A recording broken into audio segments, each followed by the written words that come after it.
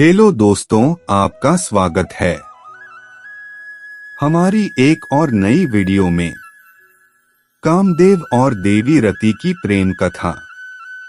मित्रों, हिंदू धर्म ग्रंथ में कामदेव को प्रेम और आकर्षण का देवता माना गया है। धर्म ग्रंथों में वर्णित कथाओं के अनुसार कामदेव भगवान विष्णु और देवी लक्ष्मी के पुत्र हैं। ऐसा माना जाता है कि कामदेव का विवाह देवी रति के साथ हुआ था, जो कामदेव की तरह ही प्रेम और आकर्षण की देवी मानी जाती है। परंतु कुछ कथाओं में कामदेव को स्वयं ब्रह्मा जी का पुत्र भी बताया गया है और इनका संबंध भगवान शिव से भी है। धर्म ग्रंथों में कामदेव का स्वरूप सुनहरे पंखों वाले एक सुंदर नवयुवक की तरह प्रदर्शित किया गया है, जिनके हाथ में धनुष और बाण हैं। इनकी सवारी तोते को बताया गया है। ये तोते के रथ पर मछली के चिन्ह वाले लाल ध्वज लगाकर विचरण करते हैं। परंतु कामदेव को कुछ शास्त्रों में हाथी पर बैठे हुए भी बताया गया है। कहते हैं कि भगवान शंकर ने अपने तीसरे नेत्र से कामदेव को भस्म कर दिया था। उसके बाद उनके अगले जन्म में उनकी पत्नी रति के साथ कामदेव का पुनः मिलन हुआ। तो आइए जानते हैं कामदेव और देवी रति की प्रेम कथा। कामदेव की उत्पत्ति। पौराणिक कथाओं के अनुसार एक समय ब्रह्मा जी सृष्टि के विस्तार की कामना से ध्यानमग्न थे। उसी समय उनके अंश से एक तेजस्वी पुत्र काम उत्पन्न हुआ। वो पुत्र कहने लगा कि मेरे लिए क्या आज्ञा है। तब ब्रह्मा जी ने उससे कहा कि मैंने सृष्टि उत्पन्न करने के लिए प्रजापतियों को उत्पन्न किया था, परंतु वे सृष्टि रचना में सफल नहीं हुए। इसलिए यह कार्य अब मैं तुम्हें सौंपता हूँ और इसे पूर्ण करने की आज्ञा देता हूँ। परंतु ब्रह्मा जी की बात सुने बिना ही कामदेव वहां से विदा होकर अदृश्य हो गए। यह देख ब्रह्मा जी को क्रोध आ गया और उन्होंने कामदेव को श्राप दे दिया कि तुमने मेरी आज्ञा का पालन नहीं किया है, इसलिए तुम्हारा जल्दी ही नाश हो जाएगा। यह सुनकर कामदेव भयभीत हो गए और हाथ जोड़कर ब्रह्मा जी के समक्ष क्षमा मांगने लगे। यहाँ बसते हैं कामदेव। काफी देर तक कामदेव के लगातार विनती करने पर ब्रह्मा जी प्रसन्न हुए और उन्होंने कामदेव को रहने के लिए 12 स्थान दिए। उन्होंने कहा कि हे कामदेव देव, तुम्हारा निवास स्थान स्त्रियों के कटाक्ष, उसके केश राशि, उसकी जंघा, वक्ष, नाभि, जंघमूल, अधर, कोयल की कूक, चांदनी, वर्षाकाल, चैत्र और वैशाख महीना होगा। इसके बाद ब्रह्मा जी ने कामदेव को पुष्प का धनुष और मारण, स्तंभन, जृंभन, शोषण तथा उन्मादन नाम के 5 बाण दिए।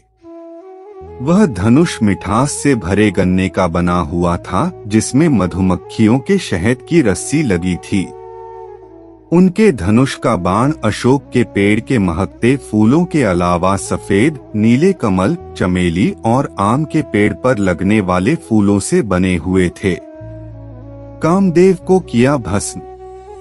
ब्रह्मा जी से मिले वरदान के बाद कामदेव तीनों लोकों में भ्रमण करने लगे और भूत, पिशाच, गंधर्व, यक्ष सभी को अपने काम में वशीभूत कर लिया। इसी क्रम में वे भगवान शिवजी के पास कैलाश पहुँचे। भगवान शिव तब तपस्या में लीन थे। तभी कामदेव छोटे से जंतु का सूक्ष्म रूप धरकर कान के छिद्र से भगवान शिव के शरीर में प्रवेश कर गए। इससे शिवजी का मन चंचल हो उठा। उसके बाद भगवान शिव ने ध्यान योग से देखा कि उनके शरीर में कामदेव प्रवेश कर गया है। जब यह बात कामदेव को पता चला तो वह उसी क्षण भगवान शिव के शरीर से बाहर आ गए और आम के एक वृक्ष के नीचे जाकर खड़े हो गए। फिर उन्होंने शिवजी पर अपन मोहन नामक बाण छोड़ा, जो शिवजी के हृदय पर जाकर लगा। इससे शिवजी क्रोधित हो उठे और उन्होंने कामदेव को अपने तीसरे नेत्र की ज्वाला से भस्म कर दिया। देवी रति की तपस्या। जब यह बात कामदेव की पत्नी रति को पता चली तो वह विलाप करती वहां पहुंची। तभी आकाशवाणी हुई जिसमें रति को विलाप न करने और भगवान शिव की आराधना करने को कहा गया। आकाशवाणी सुनकर रति ने श्रद्धापूर्वक भगवान शंकर की प्रार्थना की। रति की प्रार्थना से प्रसन्न हो शिवजी ने कहा कि कामदेव ने मेरे मन को विचलित किया था, इसलिए मैंने इन्हें भस्म कर दिया। अब अगर ये अनंग रूप में महाकाल वन में जाकर शिवलिंग की आराधना करेंगे तो इनका उद्धार होगा। उसके पश्चात कामदेव भगवान शंकर के आदेशानुसार महाकाल वन चले गए और उन्होंने पूर्ण भक्तिभाव से शिवलिंग स्थापना की और फिर घोर तपस्या करने लगे। कुछ समय बाद कामदेव की तपस्या से प्रसन्न होकर शिवजी ने कहा कि तुम अनंग शरीर के बिना रहकर भी सारे कार्य करने में समर्थ रहोगे और द्वापर युग में कृष्ण अवतार के समय तुम रुक्मणी के गर्भ से जन्म लोगे और तुम्हारा नाम प्रद्युम्न होगा। कामदेव का पुनर्जन्म।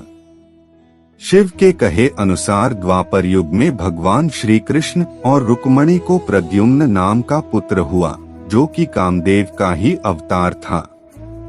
परंतु जन्म के पश्चात श्री कृष्ण से दुश्मनी के चलते राक्षस शंभरासुर ने प्रद्युम्न का अपहरण कर लिया और उसे समुद्र में फेंक दिया।